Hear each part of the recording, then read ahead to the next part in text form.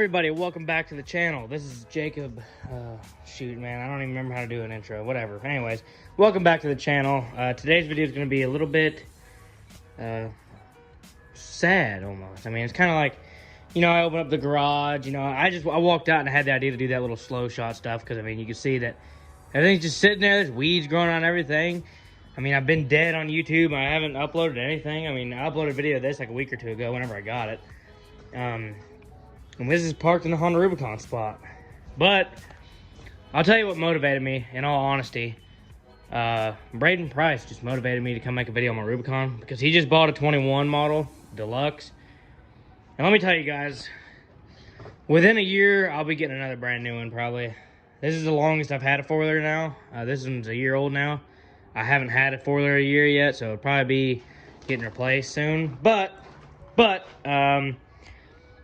we're going to do an update video on it, and this video is going to be very, I hope Braden Price, I mean, I know I'm a little small on YouTube, but if he sees this video, which he might, because I know he's looking up 2020 Rubicon stuff, 21 Rubicon stuff, this is going to be a things not to do, basically. What I learned in 1 year of ownership. This is 1 year.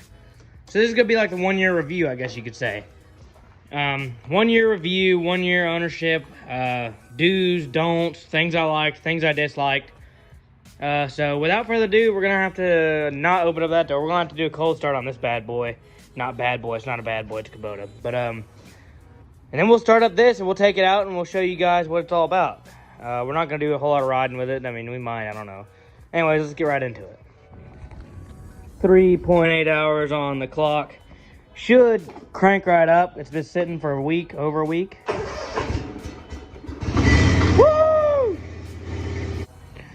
Well, now that we got that thing out of the way, let's crank this thing up. And this is really depressing. Look at this thing. It's been sitting for about a week now as well, probably over a week. I quit working for my dad, by the way, so I'm not daddy's money anymore, since, you know, everybody commented that. I work for a different company now. But, anyways, this has been sitting here. I've been out of town for a week.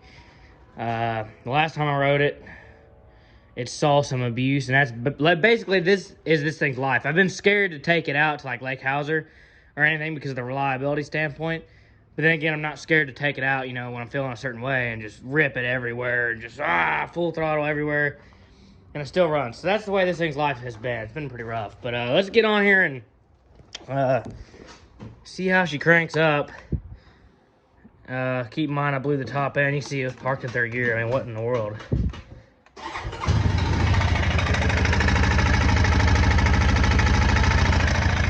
Knocks like absolute crazy. But what's the matter? We've got 1,285 miles, 148 hours.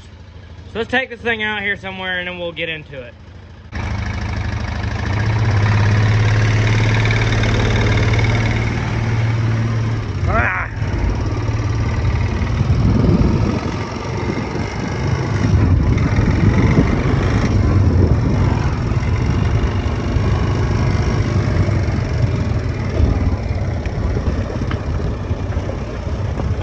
Let me try zooming out. That always works good. Oh yeah. It was in that mud hole last week like crazy.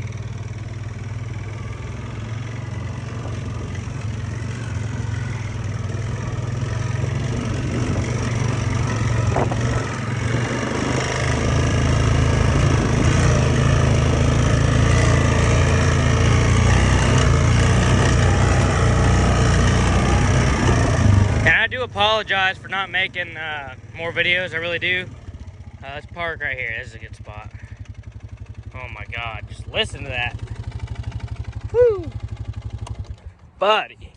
Anyways, I do apologize for not uploading more and not just doing what I should. I really do apologize. But if I get this camera to focus properly, wow, it looks beautiful out here. Everything's turning green all of a sudden. Well, anyways, let's get into the video now. Enough horsing around. So, we're going to start out with the things I learned that you just don't do with a 2020 Rubicon. And this is off of experience, as I have swamped a 420, I have swamped a 500, and now I've swamped a 520. So, I've swamped every kind of Honda known to man except a 300. But, okay, here's things not to do. Number one, when you think you're gonna snorkel this bad boy, make sure you seal up everything. Make sure, you know, the lids are sealed. Don't be the retard that covers up the lids so you can't change the air filter. I mean, you just gotta make sure everything's sealed good, which, you know, it's not that hard to do. Number 2, I learned this on the 500, not this one. Do not stick your hand over this to make sure your snorkel works. You are retarded, because your air box will crack. So if Braden Price is watching this, when you snorkel your Honda, do not, I repeat, do not stick your hand over the freaking snorkel. You will crack your air box. The second thing I learned, don't run that frog screen, whatever they call it, that screen you see right there. Do not run that on here. That is the reason this four-wheeler got swamped, and it's cost me over $1,000 to try and get it fixed, and still ruined. Do not run that crap. So I hit a mud hole that okay, you won't believe this. So I made it through this mud hole on these stock tires, right? And then a Can-Am, I kid you not, on some portals and like 35-inch outlaws, hit the same hole I made it through and got stuck. So after he got pulled out, you know, I'm like, okay, I'm gonna prove a point to these Can-Am guys. I'm gonna hit it full blast this thing on stocks and show them how it's done. So I go to do it, and full speed, bam, hit the thick mud hole, and thick mud and pine needles splash up and hit this and clogged the screen so it couldn't breathe. Well, it started, you know, running a little weak. You know, it was like woo, woo, woo. So, you know, I was like, okay, it's just clogged. So I tried to come here and just wipe it off real quick, and I had no idea that the airbox had cracked because it suffocated it. So I was in that mud hole and it cut off. So what do? You on a Honda, you cut it off, crank it back up, obviously. So I cranked it up and it wasn't running very good. So I put it in reverse to get out of the hole, and I just full throttle and giving it to it. And then it cuts off and died. And I tried to crank it up again, and it was hydro-locked. I was like, holy Jesus. I was like, this is not good. I said, I know what happened after I thought about it. So then I pull this off, and there's pine needles, thick mud. That's why this motor is in such bad shape. I mean, that was a horrible way to swamp your four-wheeler. Thick mud and pine needles. So that's a major thing. Don't run that, and don't stick your hand over it. The next thing I learned, let's see here. Let me get a list together. I'll do a lot better. I'm just sitting here trying to think of things not to do. I can't really tell you because these are pretty nice machines. Oh, there's another thing you don't want to do. If for some reason you ever plan on selling your four-wheeler, or if for some reason you care about the way it looks and you find it impossible to replace a $3 piece of plastic, take this off before you mud ride. I don't know where the heck that thing's at. They always fly out. It didn't happen on my Rancher. It happened on both my Rubicons. It always flies out. I don't know why. Anyways, okay, that's enough of the things not to do. Let's get into some of the things to do when you first get a Rubicon. And if Braden Price would have watched some of my videos before he bought his, he'd know this. Because I wish I would have done it with this one. Because I originally didn't plan on snorkeling this one, doing this to it, you know. But I ended up doing it anyway. If you are going to snorkel it and you have plans, or you think you might in the future, don't wait. Go to Lowe's, get your stuff, buy you a Warrior riser so it looks good. Don't buy their whole kit. Their kit is garbage. This is just a Mud Puppy install kit video he made. I mean, very simple. But I promise you, installing a snorkel on this with a brand new machine that you don't have a speck of dirt on, and running all your vent lines, doing everything, you'll feel so much better about yourself doing all that.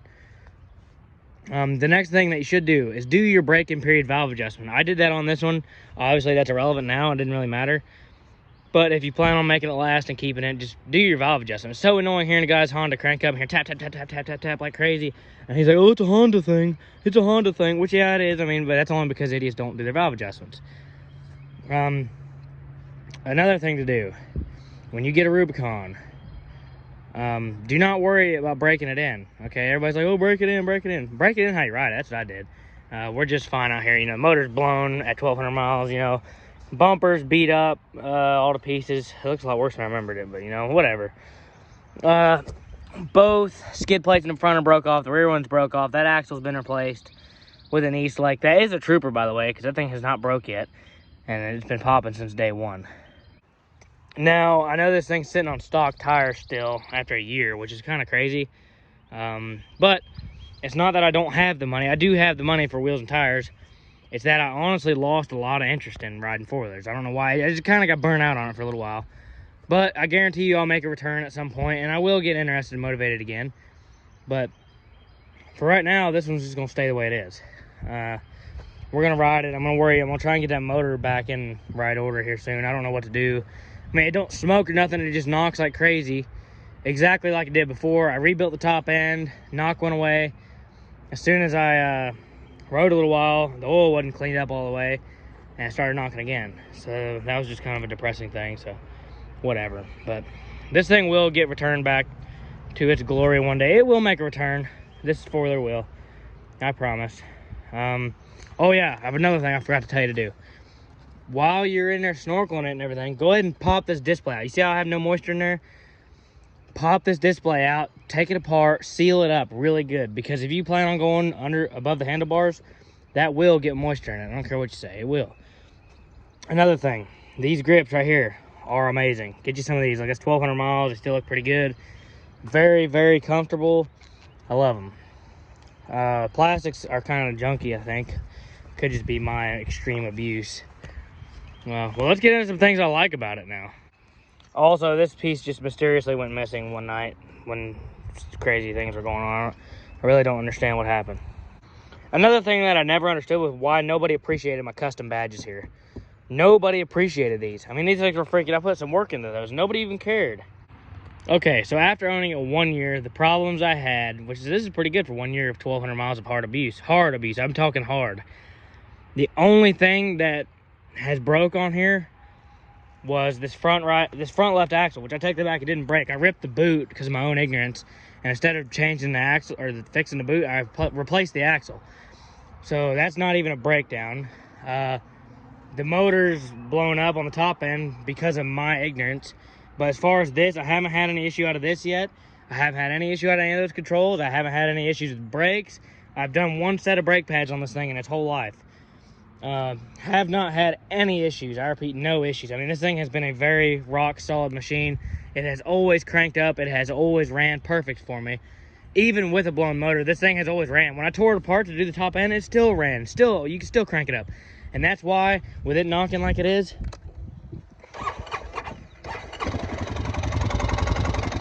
I am perfectly fine just running it like this, because it runs.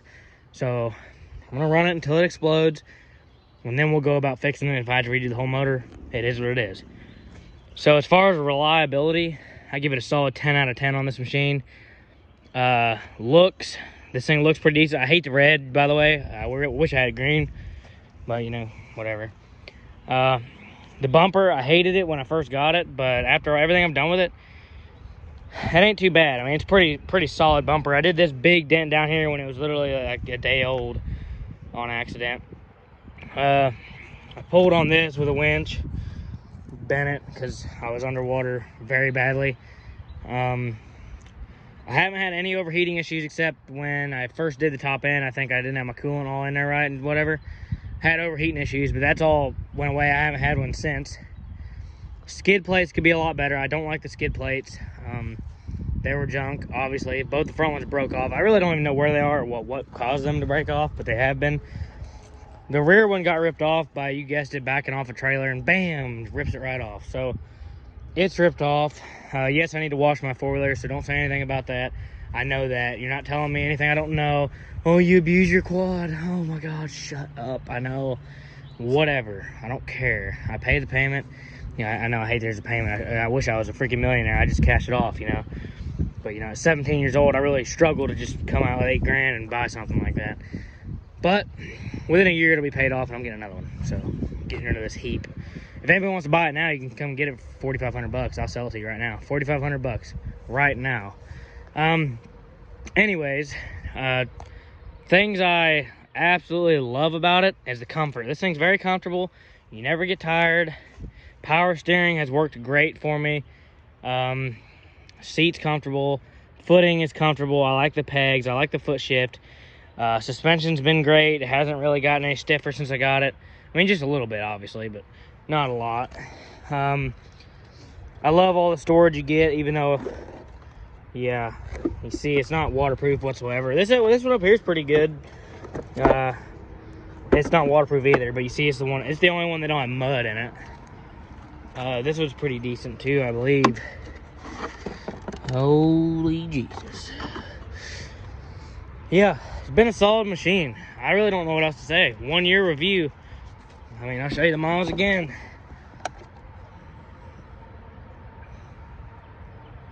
2020 Honda Rubicon 520. 1,285 miles. 148 hours. A lot of fast moving. That's how I got so many miles in so little hours. But anyways, I guess that's it for this video. I don't know what else to tell you. Hope you guys enjoyed. I'll throw some random clips in here at the end. I apologize, I've been gone so long and I haven't been uploading like crazy like I should be.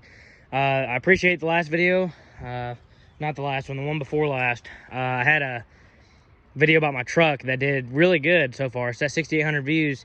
It was a long video too. And then I had another video about a lawnmower when I bought it. It didn't do very good. Hopefully this video does pretty good. I hope you guys enjoyed. Please leave a like and subscribe for more. I have one more video right after this one I can make. It's already made of us riding this thing around. I can post it whenever. You guys let me know what you want to see. Give me ideas. I'm sorry, I don't have time to make videos like I used to. Leave suggestions down below in the comments what you want to see. If you want some more truck stuff, let me know if you want truck stuff.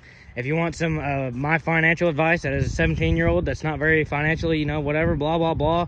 Let me know if you want some Rubicon content. If you want to see a video of me whistling diesel this thing, whatever you want, just let me know. Please leave a like and subscribe. Thank you guys for watching. I'll see you in the next video. Now we're gonna go mow, guys.